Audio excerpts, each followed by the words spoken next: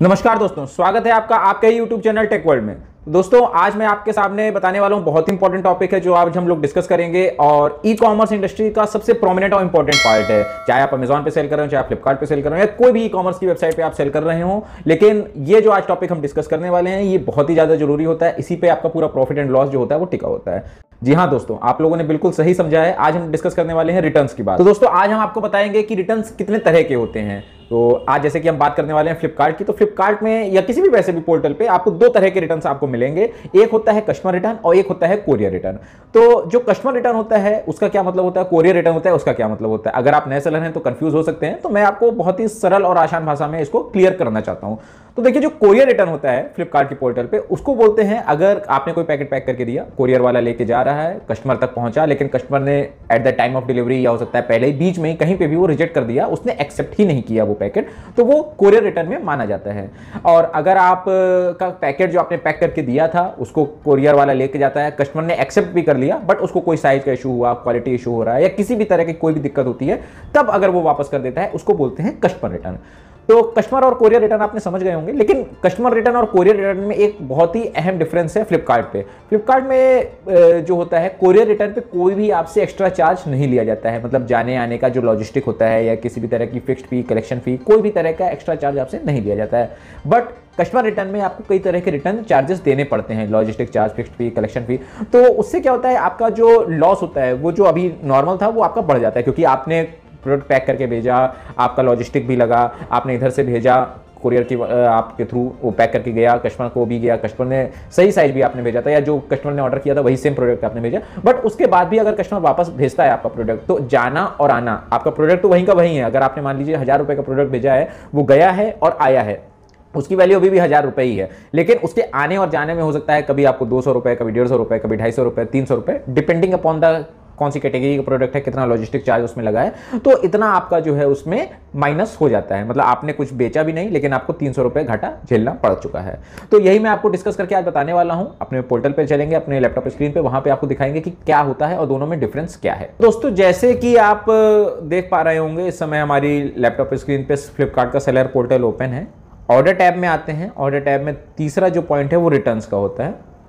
तो रिटर्न्स पे हम क्लिक कर लिया है और आप देख रहे होंगे यहाँ पे कई तरह के आपको रिटर्न यहाँ मेरे उसमें शो हो रहे हैं। कस्टमर रिटर्न है, कोरियर रिटर्न है। तो आपके अलग अलग होते हैं। मैं आपको बताता हूँ कि किस तरह के रिटर्न होते हैं। तो कंप्लीटेड टैब में आएंगे, यहाँ पे डिलीवर्ड में जाते हैं और अपनी डेट सेलेक्ट कर लेते हैं। लेट से लेटेस्ट का, लास्ट मंथ का हम लोग डेटा लेते हैं, जुलाई से अभी अगस्त तक का।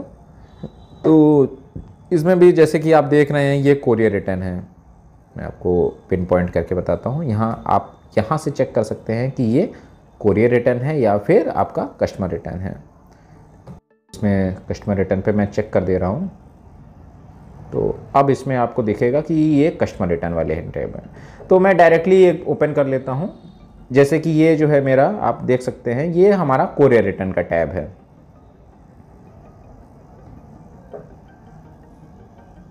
तो कोरियर रिटर्न वाला जो है, इसमें देख रहे हैं सेटल्ड अमाउंट 0 है, मतलब कोई भी इसमें आपको एक्स्ट्रा चार्ज नहीं देना हुआ होगा। जैसे कि मैं इसको ओपन करता हूँ, व्यू ट्रांजैक्शन हिस्ट्री, एक शूज़ था 3295 का था, माइनस 3295 हुआ, मतलब कि 0 है, आपको कोई भी चार्ज नहीं देना पड़ा। एक दूसरा एग्जाम्पल ले लेते हैं। अब ये आता है कस्टमर रिटर्न की बात।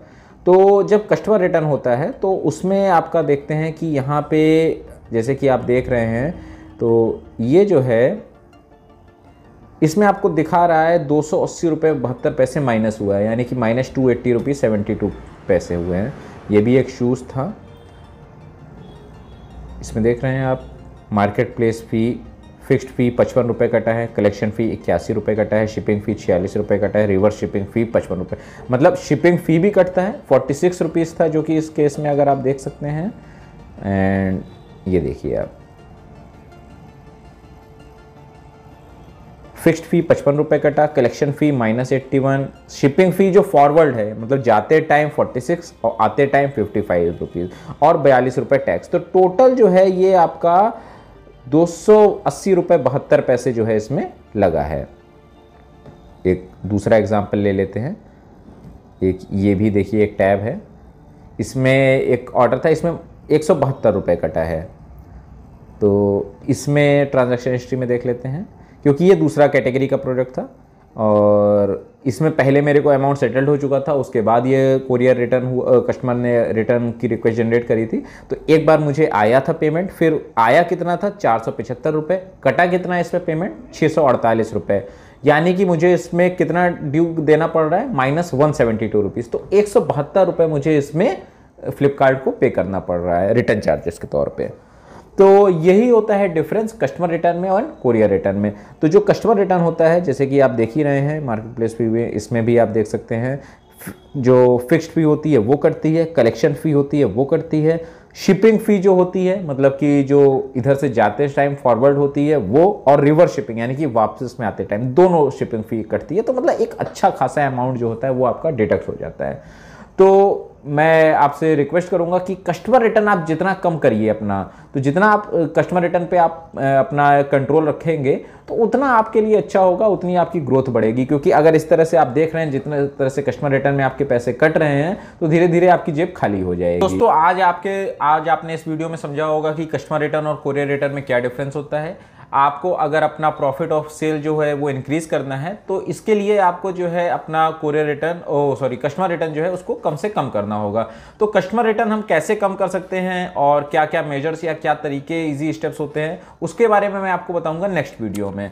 तो अगर आपको आज का वीडियो अच्छा लगा हो, पसंद आया हो तो प्लीज़ लाइक कमेंट शेयर जरूर करिएगा। धन्यवाद दोस्तों।